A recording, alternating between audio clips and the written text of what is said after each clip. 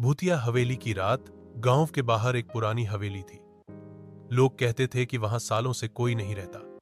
दीवारों पर काई जमी थी, खिड़कियां टूटी हुई थी और रात को उस हवेली से अजीब आवाजें आती थी। एक रात चार दोस्त अमन, राघव, नेहा और कविता मजाक मजाक में उस हवेली में चले गए। पूरा आसमान काले बादलों से ढका था और अचानक तेज हवाएं चलने लगीं। हवेली का दरवाजा अपने आप चर्रर की आवाज के साथ खुल गया। अंदर कदम रखते ही अंधेरा छा गया। टॉर्च की रोशनी जैसे ही दीवारों पर पड़ी, उन्होंने देखा दीवारों पर पुराने जमाने की तस्वीरें टंगी थीं, जिनकी आंखें उन्हें घूर रही थी। जैसे जैसे वे आगे बढ़े, कदमों की गूंज सुनाई देने लगी। अमन बोला, ये हमारी ही आवाज है। लेकिन तभी ऊपर से पायल की छन छन सुनाई दी। साहस जुटाकर वे ऊपर गए।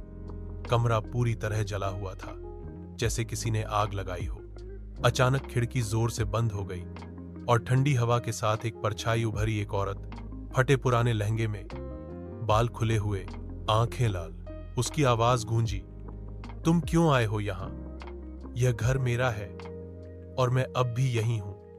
राघव डर के मारे चिल्लाया, कौन कौन हो तुम? वह औरत धीरे धीरे उनकी तरफ बढ़ी और बोली, सालों पहले मुझे इस हवेली में जलाकर मार दिया गया था और हर रात जो भी यहां आता है उसका अंत भी आग में ही होता है। जैसे ही उसने हाथ उठाया, पूरा कमरा आग की लपटों से भर गया। चारों चीखते हुए भागे। दरवाजा जैसे तैसे खुला और वे बाहर निकल आए। सुबह गांव वालों ने सुना कि चार दोस्त रात को हवेली गए थे, लेकिन जब खोजने पहुंचे तो वहां सिर्फ चार जली हुई चप्पलें पड़ी थीं। सुबह गांव के लोग जब हवेली पहुंचे तो उन्हें सिर्फ जली हुई चप्पलें और राख मिली। सबने मान लिया कि चारों दोस्त हवेली में भूत का शिकार हो गए। लेकिन उसी रात अजीब घटनाएं गांव में शुरू हो गईं। रात को लोगों के दरवाजों पर ठक ठक की आवाज आने लगी। जब कोई दरवाजा खोलता तो वहां कोई नहीं होता। कुएं के पास बच्चों की हौंसी गूंजती, लेकिन जब देखने जाते तो खालीपन और ठंडी हवा मिलती।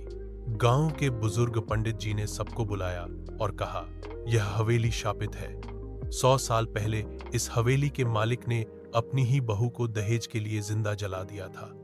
तब से उसकी आत्मा भटक रही है। जो भी हवेली में कदम रखता है, उसकी आत्मा उस औरत की आग में कैद हो जाती है। लोग डर गए। लेकिन तभी अजीब बात हुई। गांव में बच्चों ने देखा कि हवेली की टूटी खिड़कियों से चार परछाइयां झांक रही हैं। वे परछाइयां अमन, राघव, नेहा और कविता जैसी लग रही थीं। गांव वाले चिल्लाए, ये तो वही दोस्त हैं। लेकिन उनकी आंखें लाल थीं, चेहरे पर डरावनी मुस्कान थी। और फिर एक साथ चारों की आवाज गूंजी, अब हमारी बारी है।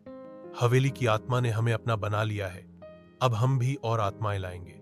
उसके बाद गांव में एक एक कर लोग गायब होने लगे और आज भी रात को हवेली के पास जाने वाले लोगों को वहां से पायल की छन छन और मदद के लिए चीखने की आवाजें सुनाई देती हैं।